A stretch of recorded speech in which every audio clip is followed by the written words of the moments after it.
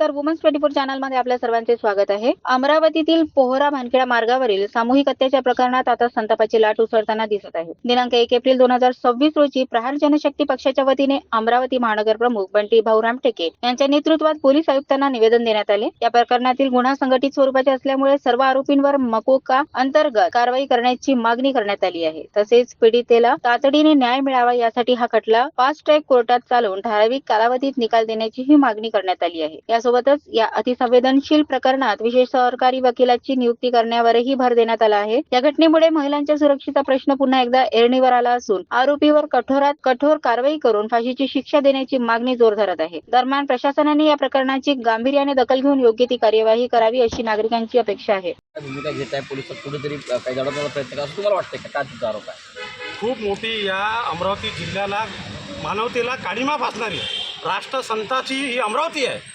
हे संत गाडगेबाबा, संत तुकडोजी महाराज, संत गुलाबराव महाराज यांची भूमी आहे.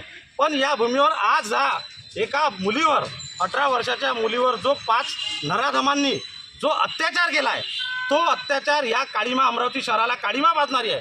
आणि अमरावतीचे पालकमंत्री असो, आमदार असो, खासदार एक शब्द नाही काढला. हे प्रकरण कुठं आम्हाला तर दडपण्याचं तर काही षडयंत्र आहे नाही.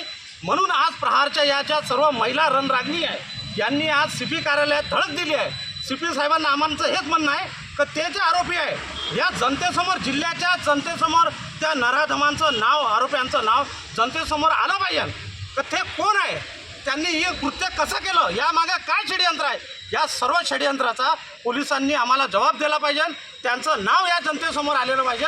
या मागणीसाठी या प्रहारच्या सर्व महिला, या महिलांच्या नेतृत्वात आम्ही आज CP साहेबांना भेटायला आलो आहे. अशाच नवनवीन अपडेट्स करता बघत राहा वुमन्स 24 चॅनल. तोपर्यंत धन्यवाद.